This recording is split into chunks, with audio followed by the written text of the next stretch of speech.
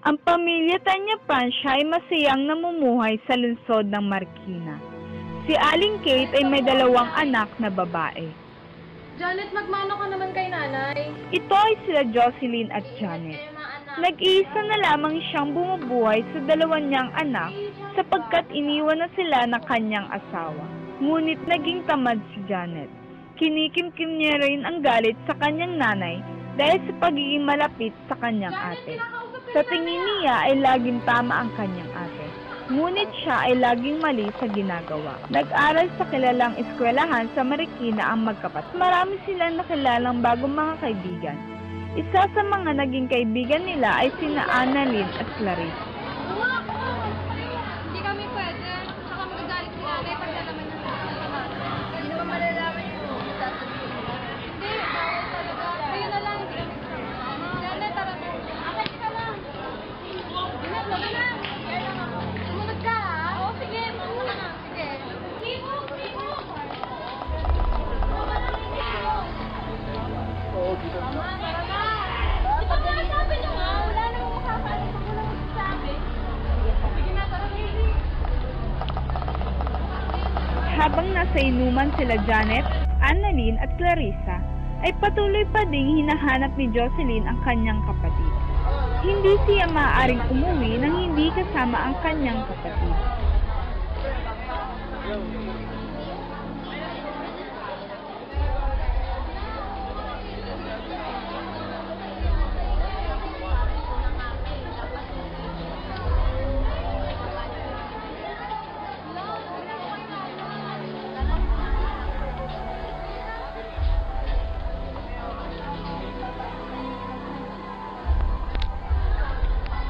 Nay! Oo, bakit? Nasaan si Janet? Ba't di mo kasama? Nay, si Janet, naginom din siya.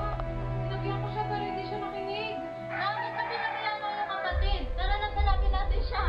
Sige po. Nang bubuksan na nila ang pintuan, ay bumungad sa kanila si Janet na lasing na lasing. Masusunod ka. Janet, kinakausap ka ni nanay, ah.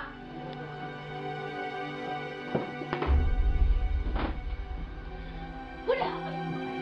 Magsama kayong dalawa! Abay, bastos ka na! Pinalipas na mag-ina ang gabi ng tahimik sa buong kabahayan. Hindi kinakausap ni Janet ang kanyang ina. Kapag kinakausap niya naman ang kanyang ate, ay laging pabalang ang sagot nito. Madalas na sumama si Janet kina Annalyn at Clarissa. Napapabayaan na rin niya ang kanyang pag-aaral. Madalas ay wala siya sa klase. Wala niya rin siyang pakialam sa kanyang ate at nanay. Samantala, habang nagbabantay ng tindahan si Aling Kate, ay napagdaan ang kanyang kumare na si Apple. Kaya pabalik ka ng salita tsaka luya. Si Janet ba? Nag-aaral ka? Oo. Bakit natin? Eh, nakita ko sa kanto, nag-iinuman na siya kanang binigo rin siya yung bata eh. Ano na ba nangyayari sa anak ko?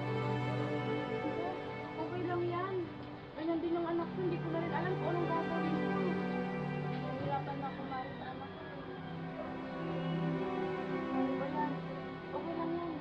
O sige Mare, niluluto pa ako. Ganun na lamang ang pagkadismaya ni Aling Kate sa kanyang anak na si Janet. Malayong malayo sa kanyang panganay na si Jocelyn. Isang gabi ay naabutan niya ang kanyang anak na si Janet na umuwing lasing na lasing.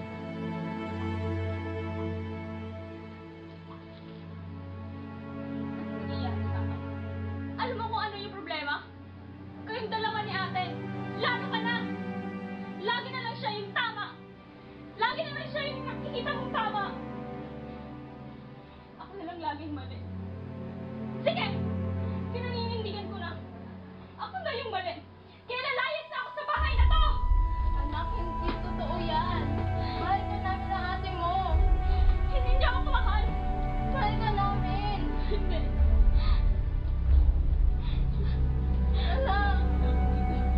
Hindi nito pinansin ang ina at tuluyang umalis ng bahay.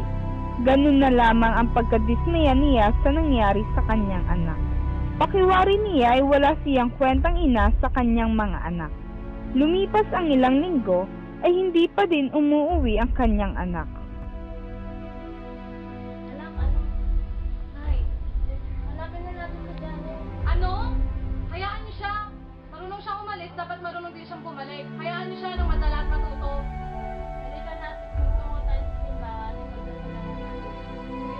At nagtungo nga sila sa simbahan. Awit 4, verse 1. Sagutin mo po ang aking pagtawag, O Diyos na aking kalasag. Sa kagipitan ko, ako'y iyong tinulungan. Kaawaan mo ako ngayon, dalangin ko'y pakinggan.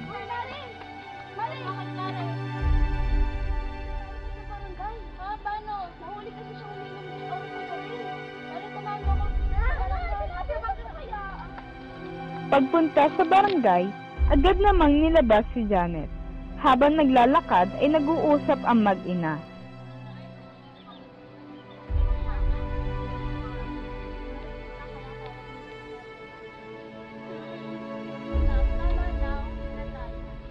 Pag-uwi sa bahay, naabutan niya ang kanyang ate. Ano ginagawa mo dito? Anak? Ate, patawarin mo na ako. Siya doon para matuto at madala siya. Ate, patawarin mo na ako sa... Ngayon ba? Kung kailang marami ka nang nagawang kasalanan. Anak, patawarin mo na siya. Hindi, Nay! Hindi talaga matanggap ni Jocelyn, ngunit dahil totoong nagsisisi si Janet sa kanyang mga nagawa ay ginawa niya ang lahat mapatawad lamang siya ng kanyang ate. Habang gumagawa ng assignment si Jocelyn, lumabas si Janet sa kwarto.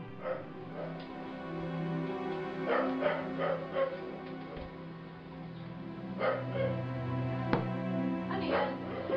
Wish offering ko. Patawarin mo na kasi ako sa lahat. Hindi na nga ako sa lahat. Siguraduhin mo lang ah. Siguraduhin mo na matuto ka na sa lahat ng pagkakamali mo. Mahal ka namin ni nanay kaya natapos ka lang para. Salamat ate.